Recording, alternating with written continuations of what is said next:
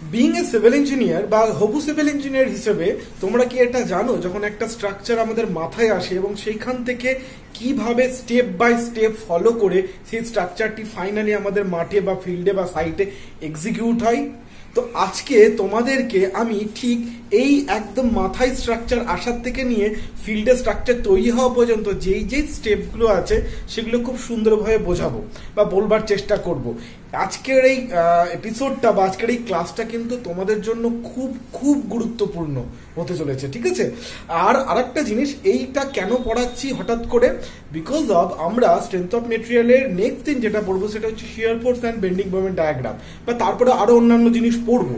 কিন্তু ঘটনা হচ্ছে, তোমরা যদি এই যে স্ট্রাকচারাল ইঞ্জিনিয়ারিং এর একদম শুরু থেকে শেষ কি কিভাবে হয় এই পুরো জিনিসটাকে যদি খুব সুন্দরভাবে মাথার মধ্যে ঠিক গুছিয়ে না নিতে পারো, তাহলে তোমরা বুঝতে পারবে না যে bending moment, shear force diagram তোমরা কেন পড়ছো, এরপরে যখন shear stress, bending stress in beam সেটা তোমরা কেন পড়ছো, এগুলোর অ্যাকচুয়ালি কি কাজ, এগুলো না ঠিক ধরতে পারবে না। তাই আমার মনে হলো তোমাদেরকে স্ট্রাকচারাল ইঞ্জিনিয়ারিংটা অ্যাকচুয়ালি কি স্টেপ হয় পুরো জিনিসটা তোমাদেরকে যদি আগে বলে দিই, তাহলে তোমাদেরকে ঠিক পয়েন্ট আউট করে দিতে পারবো যে আমি এখান থেকে এখন পড়াচ্ছি, আমরা এই জিনিসটা এখন পড়ছি, এই জিনিসটা এখন পড়ছি।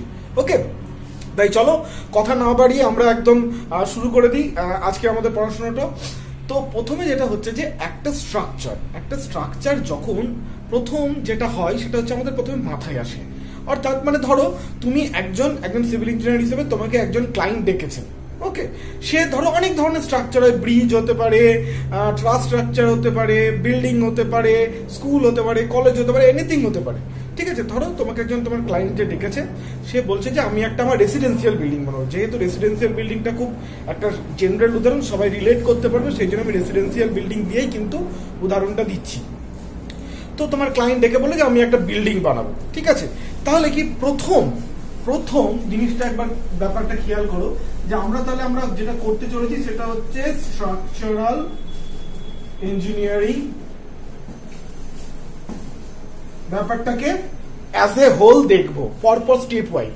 তাহলে প্রথম তুমি যে কাজটা করছো স্ট্রাকচারাল ইঞ্জিনিয়ারিং এর যেটা দরকার সেটা হচ্ছে যে তুমি প্রথম তোমার ক্লায়েন্টের কাছে গেলে, ক্লায়েন্ট বললো যে আমি একটা বাড়ি বানাবো, তাহলে তুমি প্রথম কি জিনিসটা জিজ্ঞেস করবে, আচ্ছা তো আপনি কি চাইছেন বাড়ির মধ্যে, কটা বেডরুম হবে, কি হবে কি না হবে, বা আপনি আপনার বাড়িটা কি পরবর্তীকালে ভাড়া দিতে চান, নাকি বাড়ির টেরাসে আপনি কি একটা সুইমিং পুল বানাবেন, নাকি আপনি কি করতে চান, মোদ্দা কথা, ঠিক আছে? তাহলে প্রথম যে জিনিসটা দরকার পড়ে সেটা হচ্ছে রিকোয়ারমেন্ট অফ দ্য স্ট্রাকচার, বা বলতে পারো প্ল্যানিংও বলতে পারো। এটা হচ্ছে ফার্স্ট স্টেপ। একটা স্ট্রাকচারাল ইঞ্জিনিয়ারিং বা একটা স্ট্রাকচারকে তৈরি করতে গেলে, স্ট্রাকচারাল ইঞ্জিনিয়ারিং কথাটা আমি একটু সরিয়ে রেখেই বলি, একদম একটা স্ট্রাকচারকে মাথার থেকে একদম ফিল্ডে তৈরি করা অবধি প্রথম যে স্টেপটা আমরা ফলো করতে হয় সেটা হচ্ছে requirement of the structure and planning. কেন কি একটা স্কুল বিল্ডিং তৈরি করার পেছনে রিকোয়ারমেন্ট আলাদা থাকে, একটা রেসিডেন্সিয়াল বাড়ি তৈরি করার পেছনে রিকোয়ারমেন্ট আলাদা থাকে। Okay, so it is very important যে কি রিকোয়ারমেন্ট, এবং সেই রিকোয়ারমেন্টের বেসিসে একটা প্ল্যানিং তৈরি করতে হয় বা একটা প্ল্যান তৈরি, আমরা সোজা বাংলায় যেটা বলি সেটা হচ্ছে প্ল্যান বানাতে হয়। এবার দেখো, যে বিল্ডিং প্ল্যানস গুলো আমরা অ্যাকচুয়ালি বানাই, বেসিক্যালি প্ল্যানটাকে মানে করাটা কিন্তু একটা প্রাইমারি দায়িত্ব হচ্ছে একজন আর্কিটেক্টের, ঠিক আছে? একজন সিভিল ইঞ্জিনিয়ার কিন্তু is not a planner. Basically তুমি যদি অ্যাজ এ বড় যখন স্ট্রাকচারগুলো তৈরি হয় তোমরা যদি দেখবে, সেক্ষেত্রে দেখতে পাবে একজন সিভিল ইঞ্জিনিয়ার কিন্তু প্ল্যান করে না, একজন আর্কিটেক্ট সে কিন্তু প্ল্যান করে। প্রথম যে প্ল্যান এলিভেশন কেমন হবে, বাইরে থেকে তার ভিউ কেমন হবে, তার 3D ভিউ, এই ভিউ ওই ভিউ, সমস্ত কিছু প্রথমে যেটা করে সেটা হচ্ছে একজন আর্কিটেক্ট করে। তারপর আর্কিটেক্ট সেই প্ল্যানটা করার পর সেই প্ল্যানটা আসে হচ্ছে একজন সিভিল ইঞ্জিনিয়ারের কাছে। তখন সিভিল ইঞ্জিনিয়ার তার অন্যান্য জিনিসগুলোকে দেখে বোঝে যে এই প্ল্যানটাকে আদৌ ইন স্ট্রাকচারে রূপান্তরিত করা যাবে কিনা, বা রূপান্তরিত করতে গেলে সেখানে কি চেঞ্জেস করতে হবে, বুঝতে পারছো? যে প্ল্যানটা একটা সাইকোলজিক্যালি আর্কিটেক্ট ভেবেছে, সেই প্ল্যানটাকে রিয়েলি এক্সিকিউট করতে গেলে স্ট্রাকচারাল পয়েন্ট অফ ভিউ থেকে এক্সিকিউট করা যাবে কি যাবে না, বা করতে গেলে আর কি এর মধ্যে অ্যাড করতে হবে, বা কি সাবস্ট্রাক্ট করতে হবে, এই পুরো ডিসিশনটা তখন সিভিল ইঞ্জিনিয়ার নেয়। ওকে, তো যাই হোক, তো planning and requirement is the first step for doing a structure into a site, ঠিক আছে? ওকে, তাহলে এটা হয়ে গেল। সেকেন্ড থিং, যখন প্ল্যানিং এন্ড রিকোয়ারমেন্ট তোমার আইদার আর্কিটেক্ট বলে দিল বা তোমার ক্লায়েন্ট বলে দিল, এটা যখন তুমি হাতে পেয়ে গেলে, সবটা তুমি যখন বুঝে গেলে, তখন একজন সিভিল ইঞ্জিনিয়ার হিসেবে প্রথম যে কাজটা হয় সেটা হচ্ছে লোড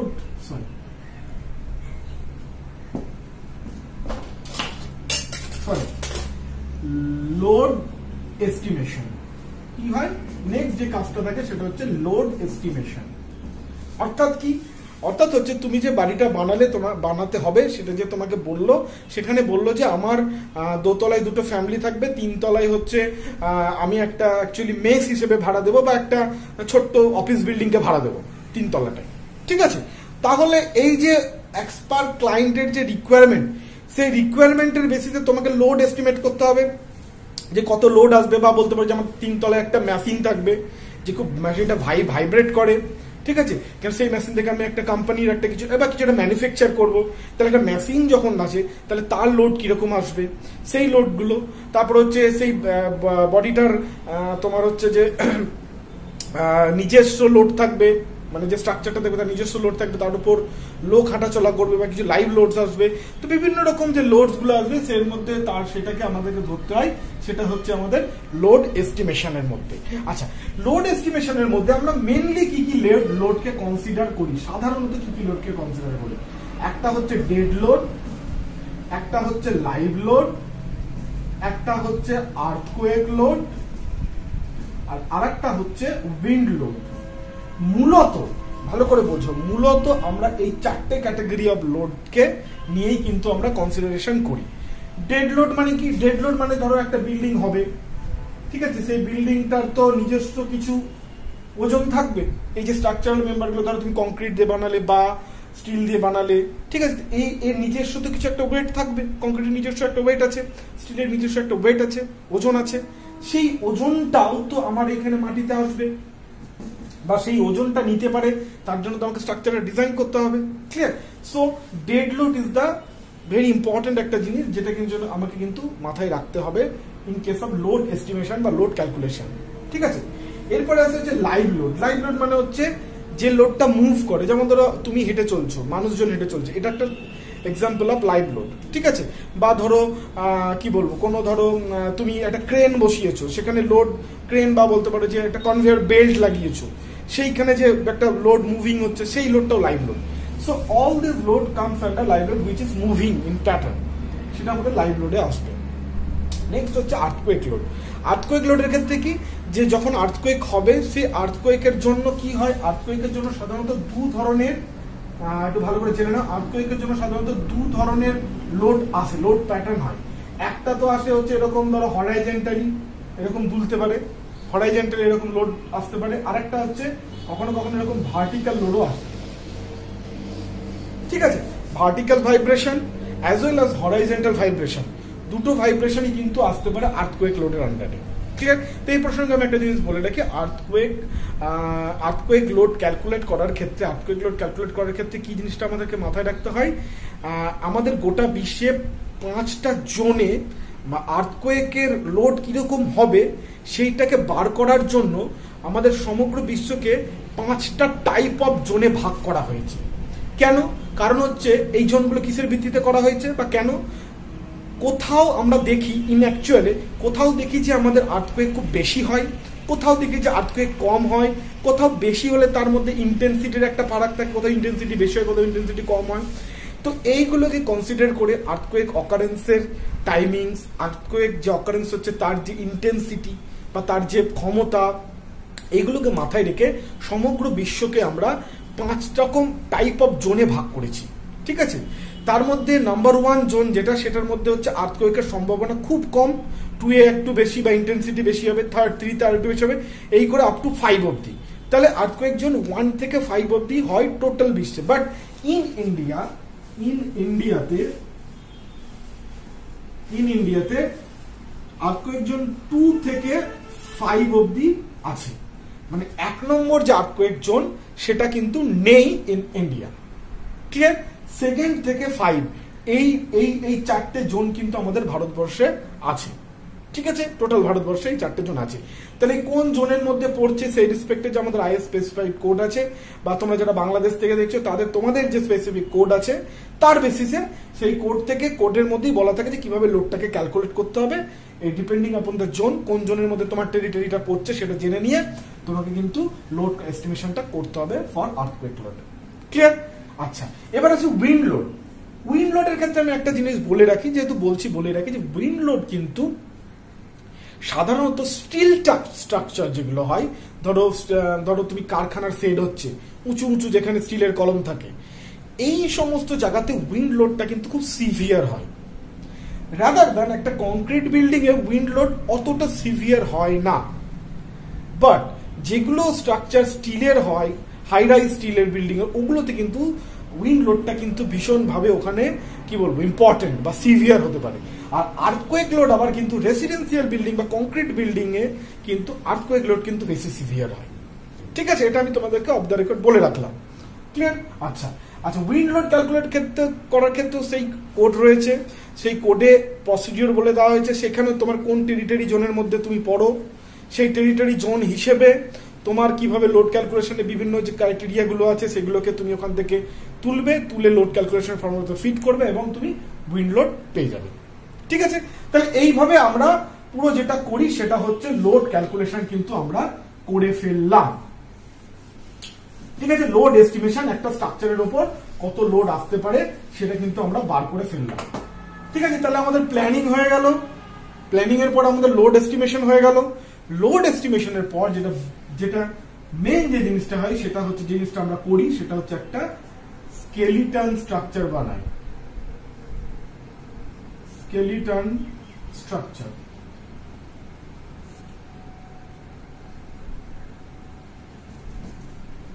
স্কেলিটন স্ট্রাকচার মানে কি? স্কেলিটন স্ট্রাকচার মানে হচ্ছে ধরো এই যে আমাদের বডির মধ্যে কি এই যে স্কিন আছে, স্কিনের মধ্যে মাংস রয়েছে, স্কিন মাংস এগুলো রয়েছে, প্লাস তার সাথে সাথে হাড় রয়েছে। এবার আমরা যে ওয়েট গুলো নিই সেগুলো কিন্তু মেনলি ধরো আমাদের যে বোন স্ট্রাকচার, সেই হাড় স্ট্রাকচারটাই কিন্তু মেনলি নেয়। তো এই হাড় স্ট্রাকচারটাকে বলতে পারো স্কেলিটন, আমাদের বডির স্কেলিটন। ঠিক আছে, তার উপরে মাংস, স্কিন এগুলো বসানো রয়েছে। ক্লিয়ার? সো সেরকম ভাবেই একটা স্ট্রাকচারের কিন্তু প্রথমে আমাদেরকে একটা স্কেলিটন স্ট্রাকচার করতে হয়। এবার আমি তোমাদের একটা উদাহরণ দিই, যেহেতু এটা রেসিডেন্সিয়াল বিল্ডিং হয় এবং সাধারণত রেসিডেন্সিয়াল বিল্ডিং আমরা এখন সাধারণত ফ্রেম স্ট্রাকচারই করি, লোড বেয়ারিং ওয়াল খুব কম করি। ক্লিয়ার? অনেক জায়গাতে লোড বেয়ারিং ওয়াল হয়, আমি সেটাতে যাচ্ছি না, ধরে নিচ্ছি ফ্রেম স্ট্রাকচার। তাহলে ফ্রেম স্ট্রাকচার যদি হয় তাহলে তার স্কেলিটন স্ট্রাকচার কিরকম হবে? এরকম অতি ধরো একটা ফ্রেম, ওকে, এরকম একটা ফ্রেম স্ট্রাকচার।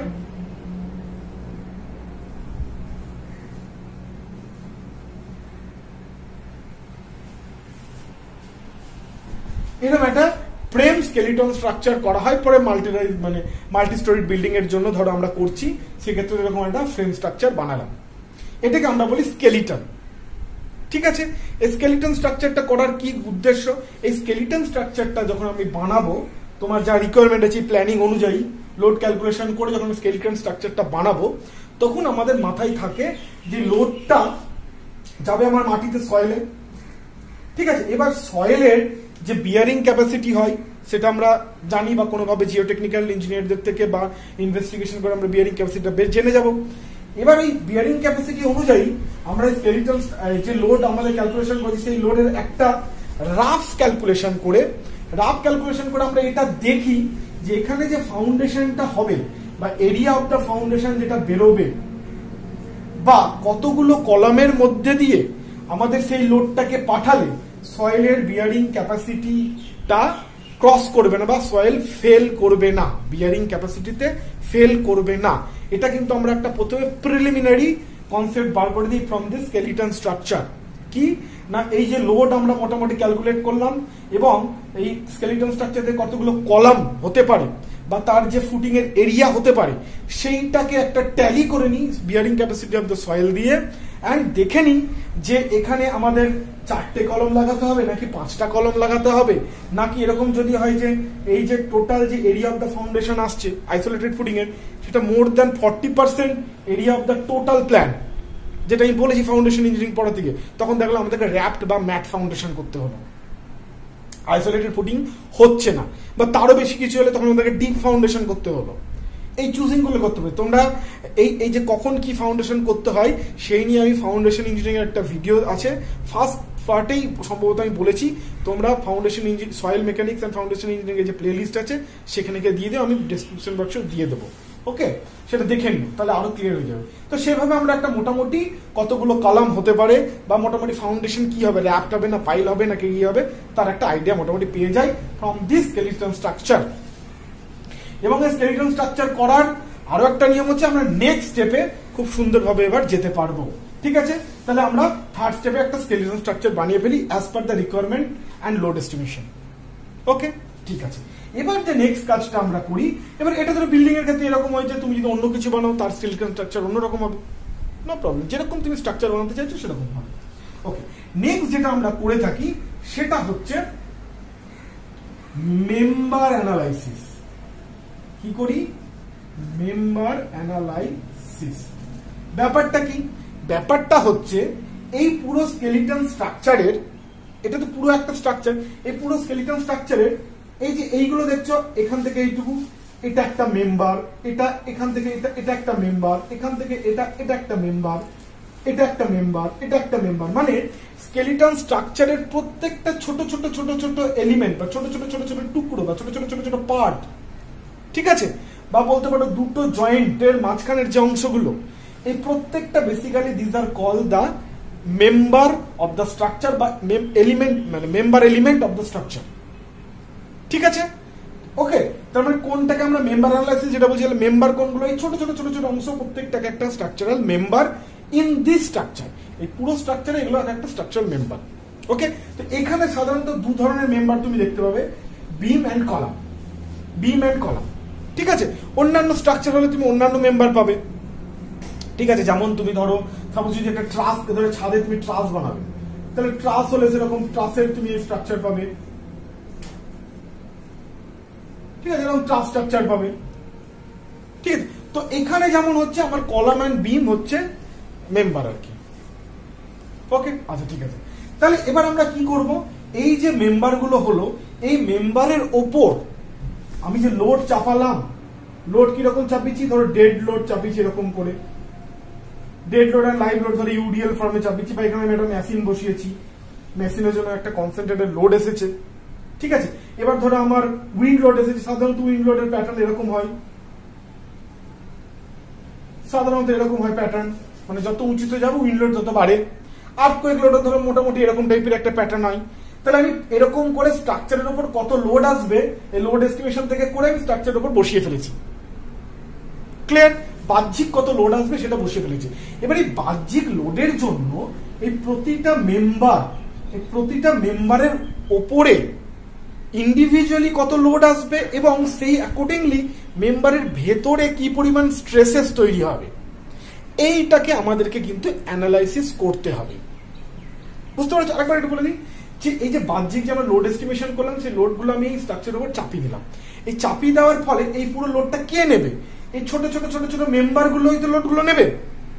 তো সেই লোডগুলো চাপানোর ফলে প্রতিটা মেম্বারের উপর কতটা ইন্ডিভিজুয়ালি লোড আসছে এবং সেই লোডের জন্য স্ট্রাকচারের ভেতরে কতটা পরিমাণ স্ট্রেসেস তৈরি হচ্ছে। কেন কি আমি বলেছি স্ট্রেসেস হচ্ছে, বারবার বলেছি, স্ট্রাকচারের ওপর যে লোড আসে সেই লোডকে নেওয়ার জন্য ভেতরে যে রেজিস্ট্যান্স বা ক্ষমতা তৈরি হয় সেটাকে স্ট্রেসেস বলে। তাহলে লোড চাপানোর জন্য প্রত্যেকটা এলিমেন্টের মধ্যে কতটা স্ট্রেসেস আসবে সেইটা বার করার পন্থাই হচ্ছে মেম্বার অ্যানালাইসিস। মানে মেম্বার অ্যানালাইসিস এই প্রসিডিউরটা আমরা কি করব, বাইরের লোড চাপানোর জন্য প্রত্যেকটা মেম্বারে কত পরিমাণ স্ট্রেসেস আসছে সেইটা বার করতে হয়। আচ্ছা, স্ট্রেসেস কত ধরনের হয় আমি আগের দিনে বলেছি, আমি আর একবার রিপিট করছি। প্রথমে হচ্ছে অ্যাক্সিয়াল স্ট্রেসেস হতে পারে, 2 নম্বর হচ্ছে কি বেন্ডিং স্ট্রেসেস হতে পারে,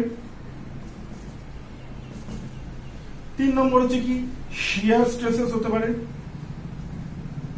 আর 4 নম্বর কি টরশনাল স্ট্রেসেস হতে পারে। তাহলে 4 ধরনের স্ট্রেসেস কিন্তু একটা মেম্বারের মধ্যে তৈরি হয় due to application of the external load. বাহ্যিক লোড অ্যাপ্লাই করার ফলে বস্তুর ভেতরে এই 4 ধরনের স্ট্রেসেস তৈরি হয়। ঠিক আছে, বোঝা গেছে? তারপরে 4 ধরনের স্ট্রেসেস তৈরি হবে মানে বুঝতে পারছি 4 ধরনের লোডও অ্যাপ্লাই হয় মূলত। ঠিক আছে, তো যাই হোক, এই হচ্ছে ব্যাপার। তার মানে আমাদের উদ্দেশ্য হচ্ছে এগুলো বার করতে। এবার যদি আমি একটা বিম ধরি, সিম্পল, যদি ধরো আমি একটা বিম কনসিডার করছি স্ট্রাকচারাল মেম্বারের মধ্যে, আমি যদি একটা বিম কনসিডার করি, ধরো এই বিমটা কনসিডার করছি, এই একটা বিম, ঠিক আছে, বিমটা ধরো এরকম সাপোর্টের উপর রাখা আছে, ওকে, এই যে দুটো ধরো সাপোর্ট, এই সাপোর্টের উপর বিমটা রাখা আছে, ক্লিয়ার?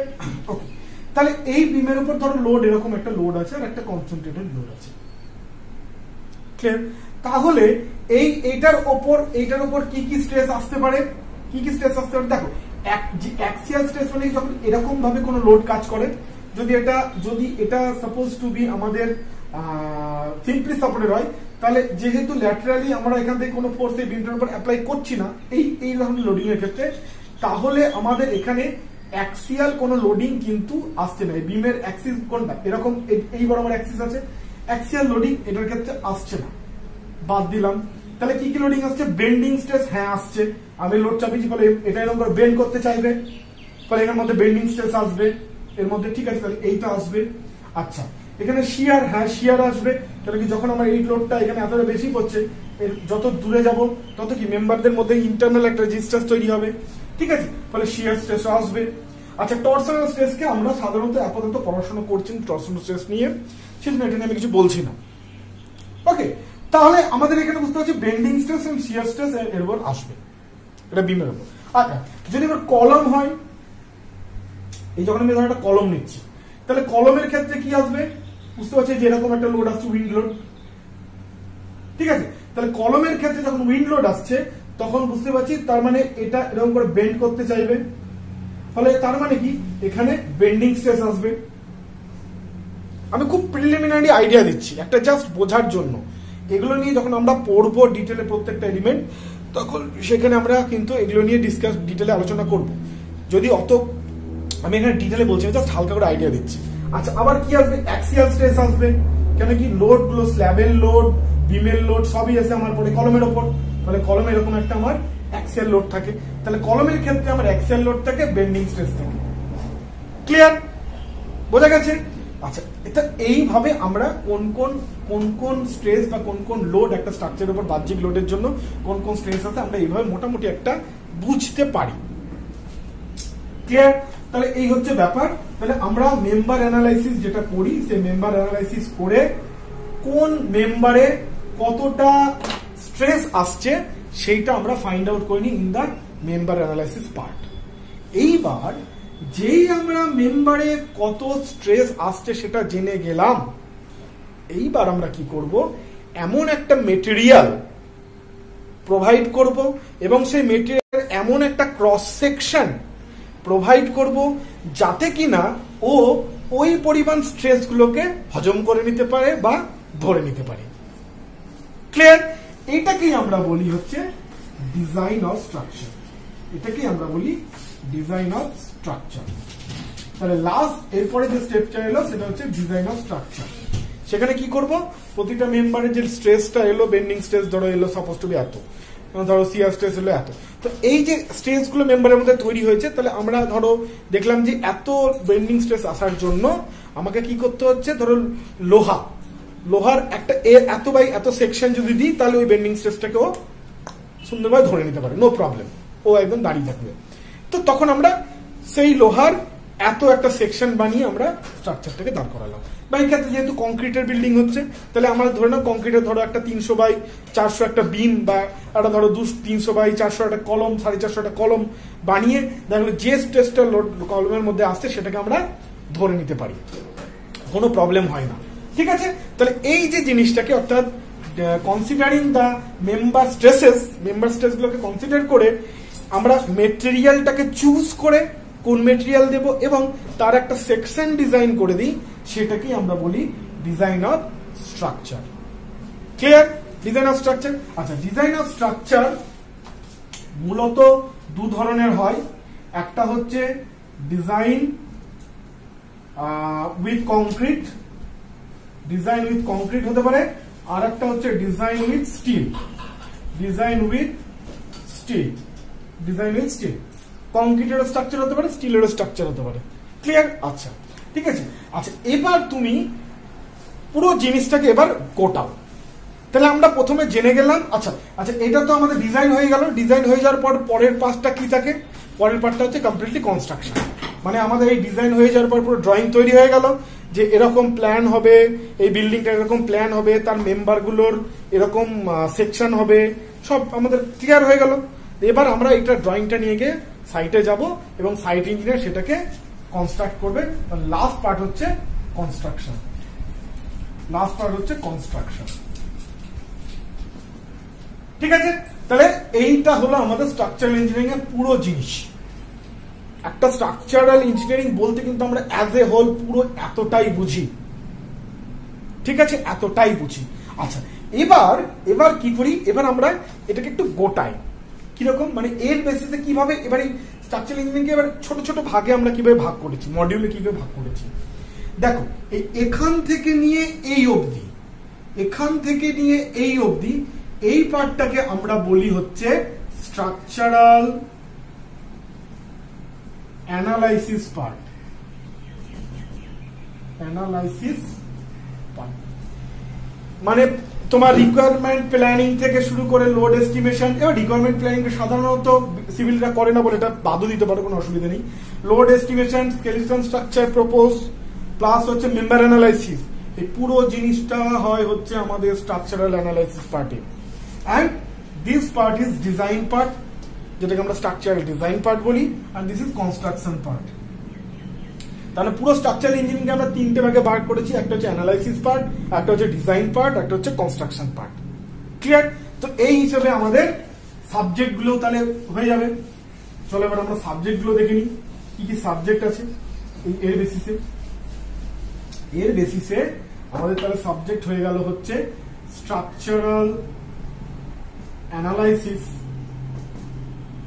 অ্যানালাইসিস এর একটা সাবজেক্ট হবে। এর আন্ডারে সাধারণত দুটো আমরা পড়ি, একটা হচ্ছে স্ট্রেংথ অফ মেটেরিয়াল পড়ি, আর একটা হচ্ছে যেটাকে আমরা স্ট্রাকচারাল অ্যানালাইসিস, বিভিন্ন স্ট্রাকচারাল অ্যানালাইসিস 1 2 বলি আর কি। ঠিক আছে? আচ্ছা এটা হলো 1 নম্বর সাবজেক্ট। 2 নম্বর সাবজেক্ট কি? Structural design. স্ট্রাকচারাল ডিজাইন পড়ি, এর মধ্যে আমরা সাধারণত দুটো পড়ি, একটা হচ্ছে design with concrete, design with concrete. আচ্ছা কংক্রিট ডিজাইনের মধ্যে দুটো ডিজাইন পড়ে, একটা হচ্ছে আরসিসি। আরসিসি মানে পাতি রেইনফোর্সড সিমেন্ট কংক্রিটের একটা ডিজাইন হয়, আর একটা কি ডিজাইন হয় গো? প্রিস্ট্রেস কংক্রিট। প্রিস্ট্রেস কংক্রিট, প্রিস্ট্রেস কংক্রিটও কিন্তু কংক্রিট দিয়ে হয়, সেটাও কিন্তু কংক্রিট ডিজাইনের মধ্যে পড়ে। আরসিসিও পড়ে, প্রিস্ট্রেস পড়ে। আর আরেকটা হয় হচ্ছে স্টিল ডিজাইন, আরেকটা হয় হচ্ছে স্টিল ডিজাইন। এটা হচ্ছে আমাদের স্ট্রাকচারাল ইঞ্জিনিয়ারিং। আচ্ছা এবার যে থাকে সেটা হচ্ছে কনস্ট্রাকশন। কনস্ট্রাকশনের মধ্যে অনেকগুলি পার্ট আছে, যেমন হচ্ছে কংক্রিট টেকনোলজি হতে পারে, যে কংক্রিট নিয়ে পড়ছো, বা ফেব্রিকেশন স্ট্রাকচারে যে ওইগুলো ফেব্রিকেশন বা অন্যান্য পার্টগুলো থাকে, সেগুলো কমপ্লিটলি কনস্ট্রাকশন রিলেটেড। যে অনেক এটার মধ্যে অনেক সাবজেক্ট হয়, কনস্ট্রাকশন ম্যানেজমেন্ট একটা সাবজেক্ট হয়। ঠিক আছে? তো যাই হোক সেগুলোতে আমি আর যাচ্ছি না। হ্যাঁ, it's a another part. Mainly আমরা এই দুটো পার্ট স্ট্রাকচারাল ইঞ্জিনিয়ারিং এর মধ্যে এই দুটো পার্টকে নিয়ে আমরা বেশি ভাবি এবং দুটো পার্টকে নিয়ে আমরা বেশি পড়াশোনা মানে এমফাসাইজ করি। ক্লিয়ার? একটা হচ্ছে অ্যানালাইসিস আর একটা হচ্ছে ডিজাইন, এবং এর মধ্যে সাবজেক্ট গুলো হচ্ছে ঠিক এরকম। আচ্ছা স্ট্রেংথ অফ মেটেরিয়াল আর স্ট্রাকচারাল অ্যানালাইসিসের মধ্যে তাহলে পার্থক্য কি? দেখো সাধারণত স্ট্রেংথ অফ মেটেরিয়াল আমাদের বেসিক স্ট্রাকচারের অ্যানালাইসিসের খুব বেসিক জিনিসগুলোকে আমরা স্ট্রেংথ অফ মেটেরিয়ালের মধ্যে শিখি, বা বলতে পারো ডিটারমাইন্ড যে স্ট্রাকচার গুলো হয়, সরি স্ট্রাকচারই আর কি ডিটারমিনেট যে স্ট্রাকচার গুলো হয়, স্ট্রাকচার ডিটারমিনেট যে স্ট্রাকচার গুলো হয় সেগুলোকে আমরা এসএম এর মধ্যে মোটামুটি দেখি। আর ইনডিটারমিনেট স্ট্রাকচার গুলোকে কিন্তু আমরা স্ট্রাকচার অ্যানালাইসিসের মধ্যে করি। বা স্ট্রাকচার অ্যানালাইসিস হচ্ছে আরো উন্নত, মানে আরো অনেক ধরনের প্রসিডিওর ওই মেম্বার অ্যানালাইসিস করার জন্য। বাট আমাদের উদ্দেশ্য স্ট্রাকচার অ্যানালাইসিসের পার্টে কিন্তু আলটিমেট উদ্দেশ্য হচ্ছে মেম্বার অ্যানালাইসিস করা, আলটিমেট উদ্দেশ্য। ক্লিয়ার? তো আলটিমেট উদ্দেশ্য মেম্বার অ্যানালাইসিস করার জন্য আমাদের আরো অনেক কিছু বেসিক শিখতে হয়, সেটা আমরা মোটামুটি এসএম এর মধ্যে শিখি, যে বেসিক্স।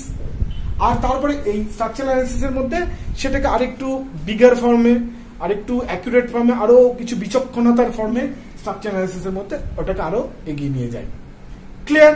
আশা করি পুরো ব্যাপারটা তোমাদের কাছে ক্লিয়ার হয়ে গেল। ওকে, ঠিক আছে।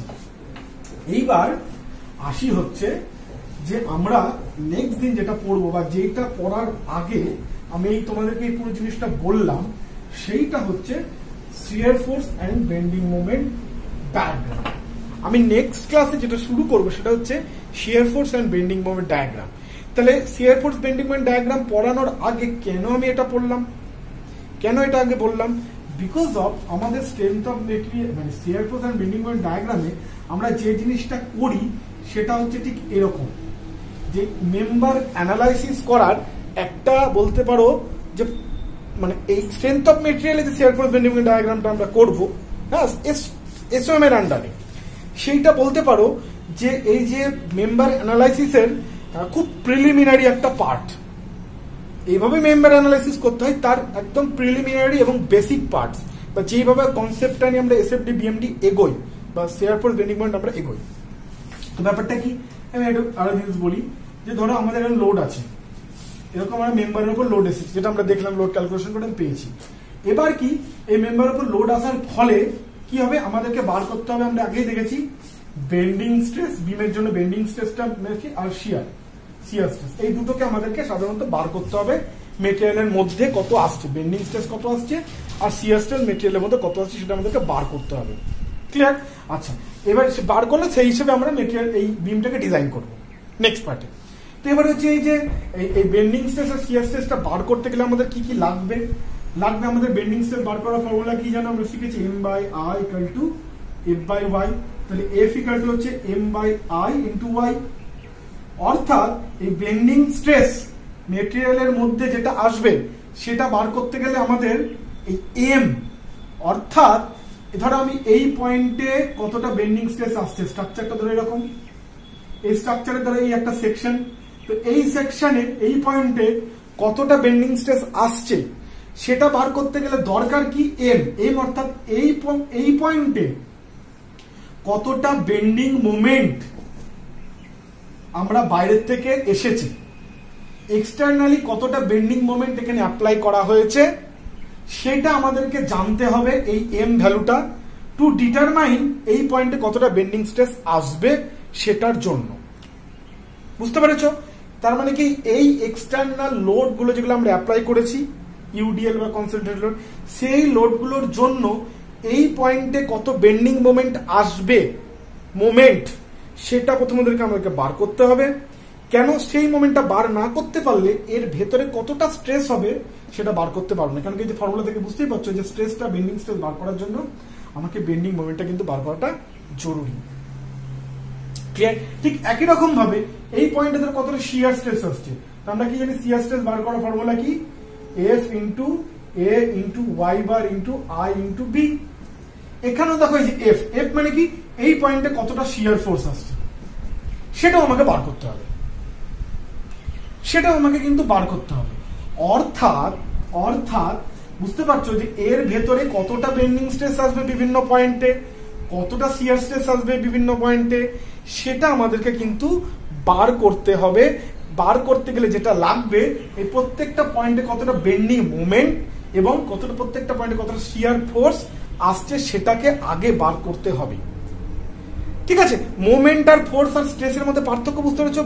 বেন্ডিং মোমেন্ট বা শিয়ার ফোর্স এটা হচ্ছে এক্সটার্নালি আমি কতটা লোড দিচ্ছি, আর স্ট্রেস গুলো মানে কি এর জন্য ভেতরে কতটা স্ট্রেস তৈরি হচ্ছে। ক্লিয়ার? ওকে।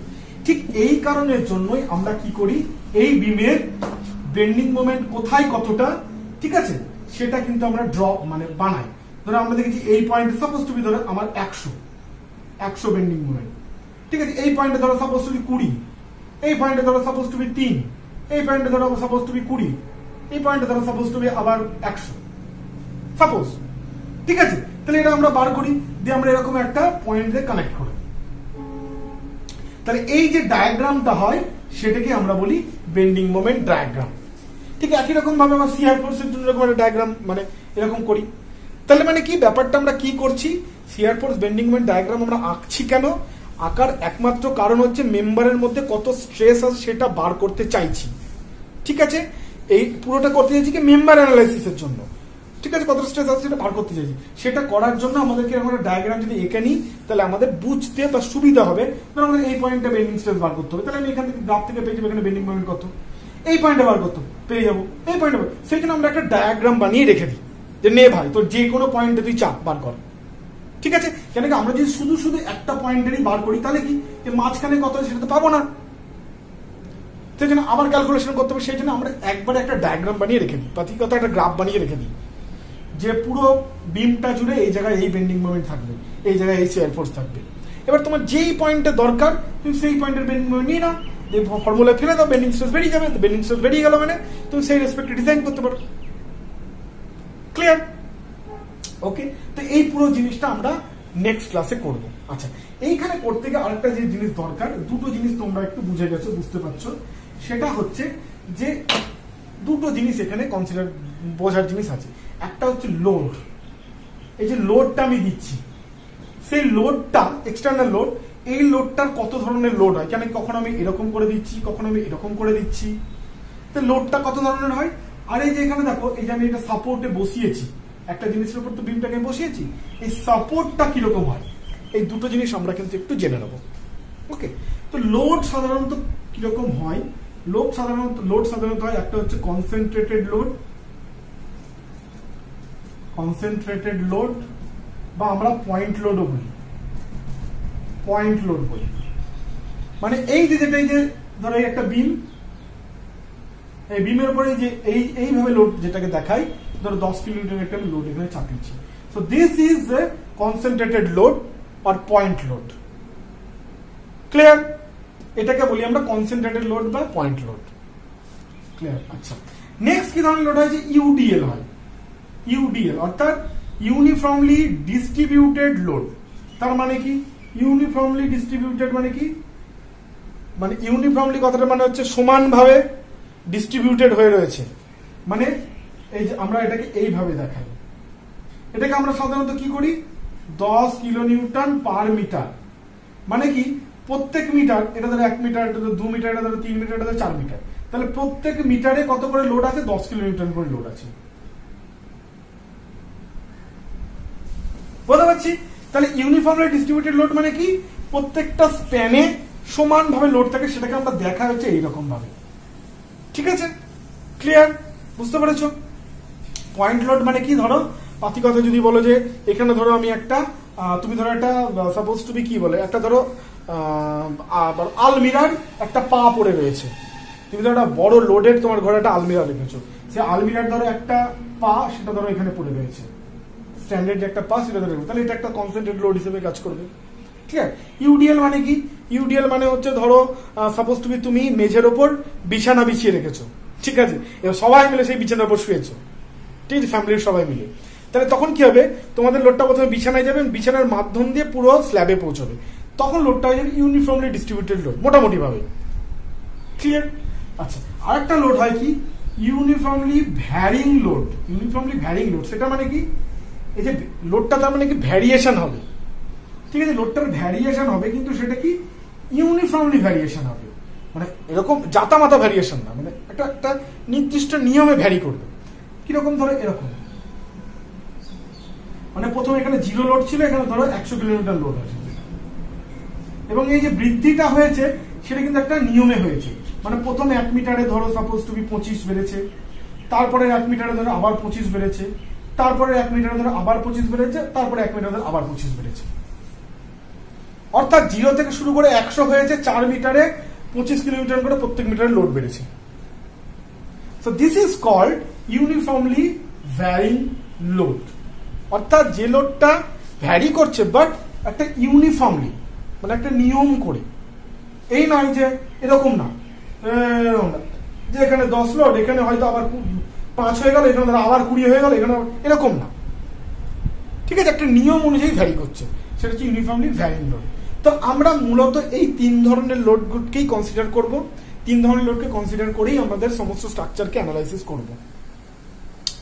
এক্সটার্নাল লোড আমরা এই 3 ধরন ভাবেই নেব, ঠিক আছে। এবারে 3 ধরনের লোডের জন্য বেন্ডিং মোমেন্ট আসবে, শিয়ার ফোর্স আসবে, টরশন আসবে, আর কি আসবে, অ্যাক্সিয়াল আসবে, ঠিক আছে।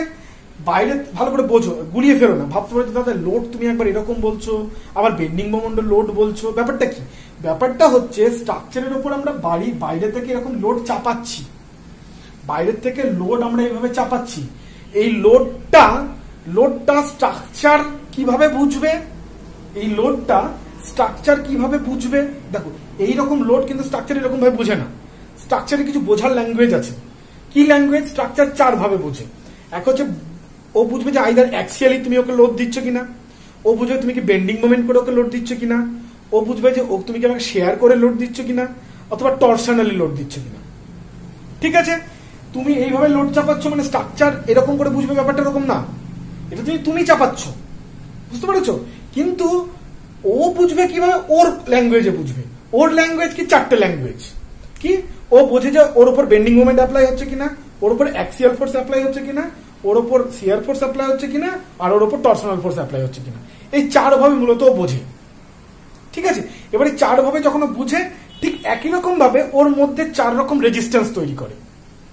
বেন্ডিং মোমেন্টকে রেজিস্ট করার জন্য বেন্ডিং স্ট্রেস তৈরি করে, শিয়ার ফোর্সকে রেজিস্ট করার জন্য শিয়ার স্ট্রেস তৈরি করে, অ্যাক্সিয়াল ফোর্সকে রেজিস্ট করার জন্য অ্যাক্সিয়াল স্ট্রেস তৈরি করে, আর তোমার হচ্ছে ওদিকে টরশনাল ফোর্সকে রেজিস্ট করার জন্য টরশনাল রেজিস্ট্যান্স তৈরি করে বা টরশনাল স্ট্রেস তৈরি করে। ব্যাপারটা বুঝতে পেরেছো? ঠিক কম্পিউটারের মতন। কম্পিউটারে তুমি ধরো লিখছো, ঠিক আছে, যে I want to know civil engineering বলে টাইপ করলে, কম্পিউটার কি সেই বোঝে? না, কম্পিউটার কিন্তু বুঝবে 10 বাইনারিতে বোঝে, 1010 বুঝবে। তুমি যাই লেখো ও বুঝবে কিন্তু ওই ফর্মেই।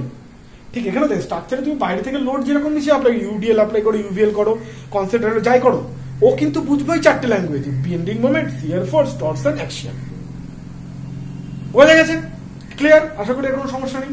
ওকে, তো আমরা যে লোড, বাহ্যিক যে লোড অ্যাপ্লাই করি সেটা মূলত 3 ভাবে: concentrated load, UDL load, UVL load. Clear? Okay, আচ্ছা এবার আমরা একটু দেখবো সাপোর্টটা কি। এই সাপোর্টের একটা জিনিস একটু ছোট্ট করে জেনে নেবো। সেটা হচ্ছে সাপোর্টটা সাধারণত 4 ধরনেরই হয়। প্রথমে যেটা হচ্ছে সিম্পল সাপোর্ট। সিম্পল সাপোর্ট কথাটা থেকে বুঝে যাচ্ছ, সিম্পলি ওকে সাপোর্ট করা হয়েছে। মানে কি, ধরো এই একটা বিম আছে, ওকে, এই বিমটাকে এমনি সিম্পলি একটা জিনিসের উপর এমনি করে আমি রেখে দিয়েছি, সিম্পলি এরকম একটা জিনিসের উপর আমি রেখে দিয়েছি। ঠিক আছে, এইটাকে আমরা বলি হচ্ছে সিম্পল সাপোর্ট। মানেটা কি? মানেটা হচ্ছে ধরো আমি ডাস্টারটা নিয়ে বোঝাই, তাহলে বোঝা যায় ভালো করে। ধরো এই ডাস্টারটা হচ্ছে একটা বিম, আর এইটা ধরো আমার একটা আঙুল, এটা হচ্ছে সাপোর্ট। জাস্ট এরকম করে আমি রেখে দিয়েছি। ঠিক আছে, এই পাশে ধরো যদি আমি এরকম করে এটা লাগাই, পড়ে যাবে, সেটা আমি দেখাতে পারছি না। ঠিক আছে, তো এরকম করে রেখেছি, এটা দিয়ে বোঝাই, এরকম করে ধরো রেখেছি, এদিকে ধরো আমরা একটা আঙুলে রেখেছি। তো এই যে এটার উপর যে রাখা হয়েছে, এটা কি বলতে পারো যে এই সাপোর্টের উপর সিম্পলি গিয়ে আমি রেখে দিয়েছি। ওকে, এটাকে বলা হচ্ছে সিম্পল সাপোর্ট। ক্লিয়ার? তো সিম্পল সাপোর্ট। আচ্ছা, আর একটা কি হয়? আর একটা হয় হচ্ছে তোমার রোলার সাপোর্ট। কি হয়? Roller support.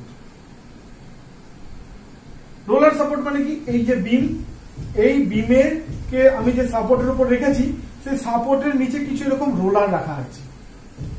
যে সাপোর্টের উপর আমি রেখেছি বিমটাকে, সেই বিমের নিচে এরকম রোলার আছে।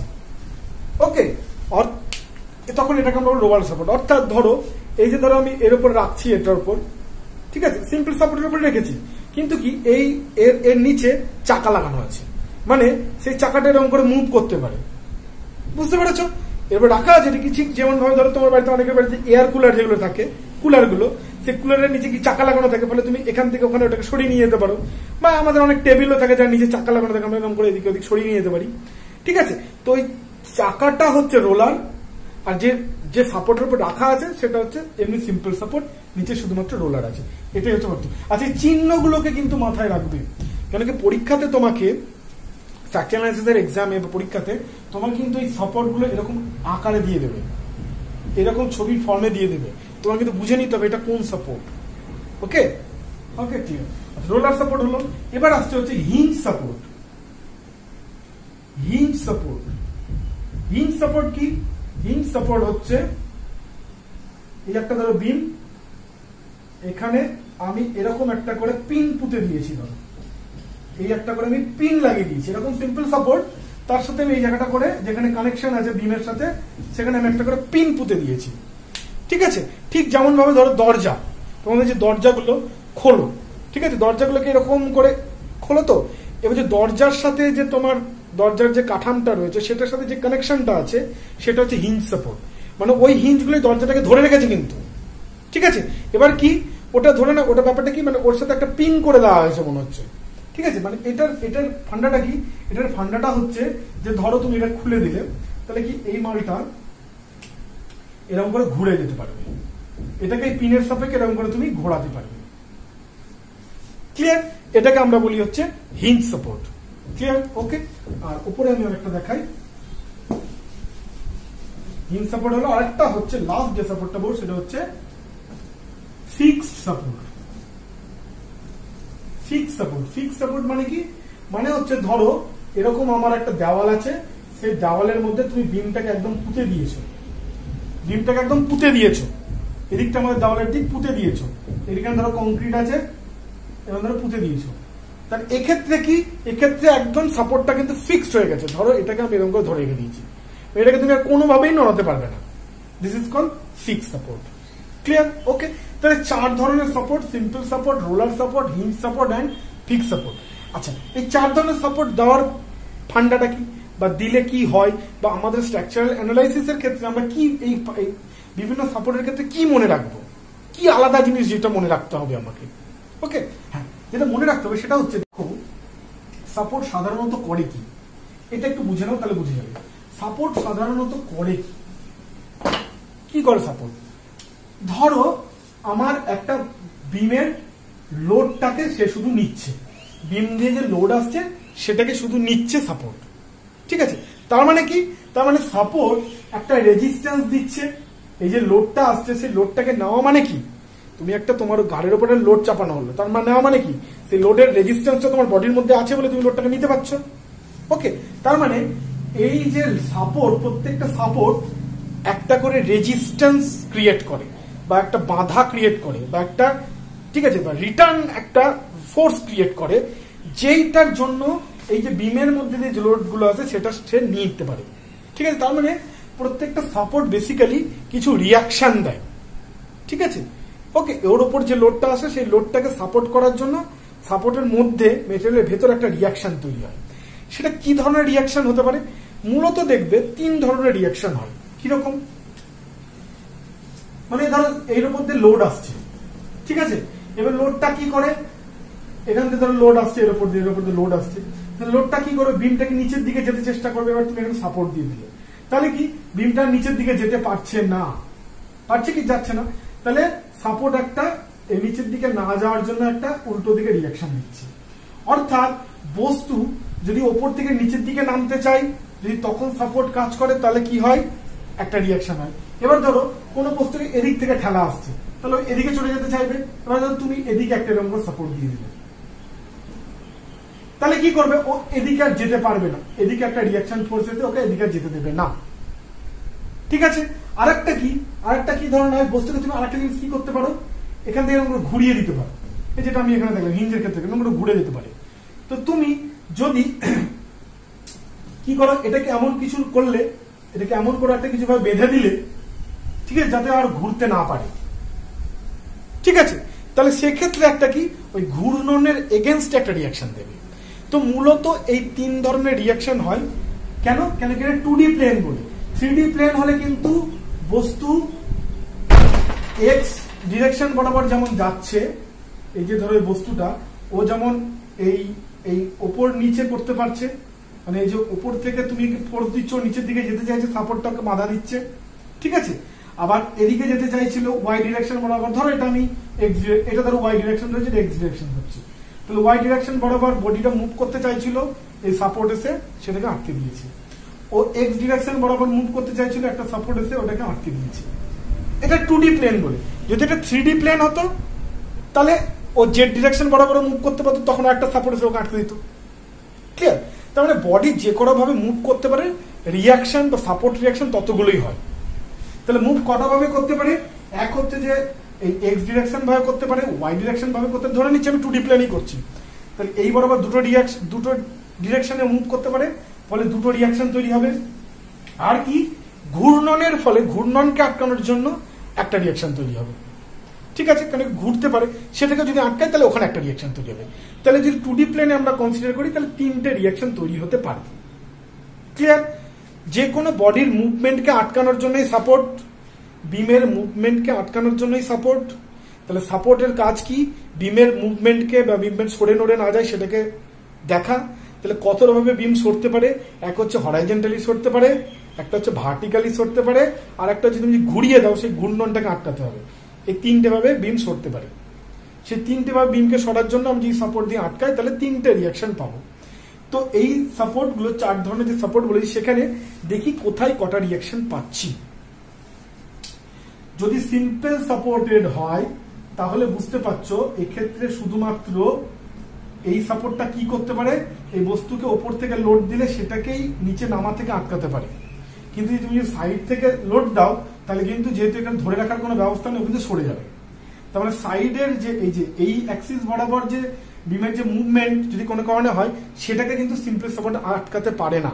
আচ্ছা, তুমি যদি একে এরকম করে ফোর্স দিয়ে এটাকে যদি উল্টিয়ে দাও, ঘুরিয়ে দাও, তাহলেও সিম্পল সাপোর্ট কিন্তু আটকাতে পারবে না। তার মানে সিম্পল সাপোর্ট শুধুমাত্র একটা দিককেই আটকাতে পারে, সেটা হচ্ছে ভার্টিক্যাল মুভমেন্টটাকে আটকাতে পারে। তাহলে এখানে যে রিয়াকশনটা আসবে সেটা শুধুমাত্র হচ্ছে একটা ভার্টিক্যাল রিয়াকশন, একটাই রিয়াকশন আসবে, আরভি। ক্লিয়ার? আচ্ছা, রোলার সাপোর্টের ক্ষেত্রে কি? রোলার সাপোর্টের ক্ষেত্রেও তুমি দেখো ভার্টিক্যালি যদি তুমি লোড চাপাও, হ্যাঁ ও আটকে নেবে, তার মানে আরভি আছে।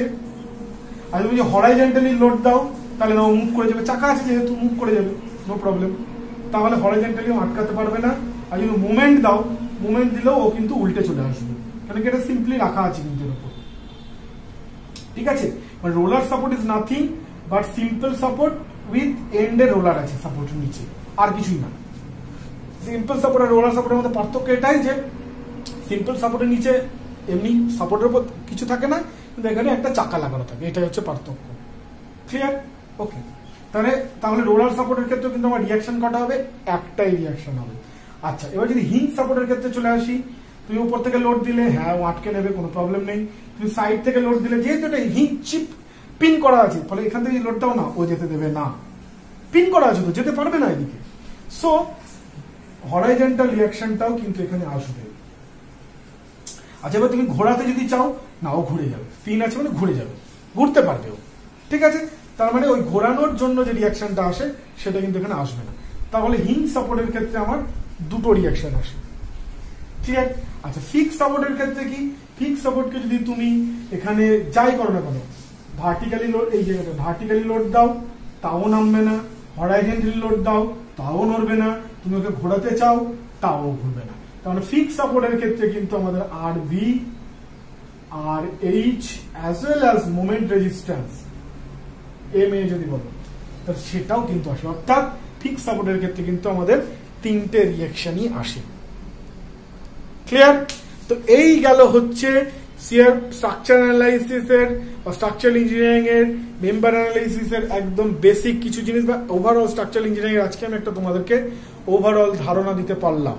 এবং নেক্সট দিন আমরা bending moment shear force diagram পড়তে শুরু করে দেবো, কিন্তু সেটা পড়তে গিয়ে যে জিনিসগুলো লাগে আজকে কিন্তু কমপ্লিট ক্লিয়ার হয়ে গেল। এবার আমরা জাস্ট ঢুকে যাবো এবং শিয়ার force bending moment just solve করবো। খুব ইজি জিনিস, কিচ্ছু মাথায় প্রবলেম হবে না। ঠিক আছে? তাহলে চলো নেক্সট ক্লাসে আবার দেখা হচ্ছে। তোমরা যারা নতুন আছো আমার চ্যানেলটাকে সাবস্ক্রাইব করো, বন্ধুদের সাথে, জুনিয়রদের সাথে, যারা পড়াশোনা করছে তাদের সাথে শেয়ার করো। এটুকু করলেও, মানে এটুকু কাজও যদি তোমরা করো সেটাও কিন্তু অনেক, ঠিক আছে, ওদের হেল্প হবে। তো এটুকু করো। অ্যান্ড হচ্ছে যে মানে লাইক করো, এবং তোমাদের যা কিছু বুঝতে পারছো কি পারছো না বা কি হচ্ছে না হচ্ছে, তোমার যদি কিছু সাজেশনস থাকে কমেন্টে দাও, যাতে কিনা আমি সেগুলো নিয়ে ডেভেলপ করতে পারি নিজেকে আরো। ওকে, তো চলো নেক্সট ক্লাসে আবার দেখা হচ্ছে shear force bending moment diagram নিয়ে। তো ততক্ষণের জন্য বাই, খুব ভালো থেকো।